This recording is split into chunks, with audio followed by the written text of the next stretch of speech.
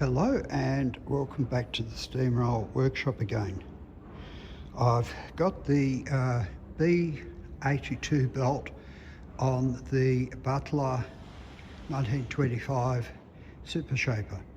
So it's on, and that's a step forward. I'll go through how I gained access to it in a minute, but first have a look. Here is a quick clip of the 1920s lathe driving the metal shaper. The first thing that I took off were the 4 bolts that are holding this casting on, and then the casting was being held on by the bottom rod there, which is the chuck control rod. But what I found was that this casting just slips off of the end of that rod with a little bit of help. So that's good.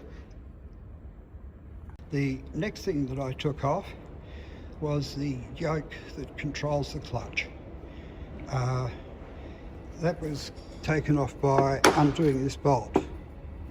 That came off fairly easily, but it wasn't obvious that it had to come off. So that was the next thing. The final thing to come off is the actual clutch yoke mechanism itself, or the clutch actuator. I took it off so I could give it a bit of a clean and a bit of a lubrication. So now I'm going to start putting it all back together. Now you can see that I've lubed up the clutch actuator shaft and the clutch selector shaft. Next thing to do would be to put the large casting back on the clutch selector shaft and drive it in.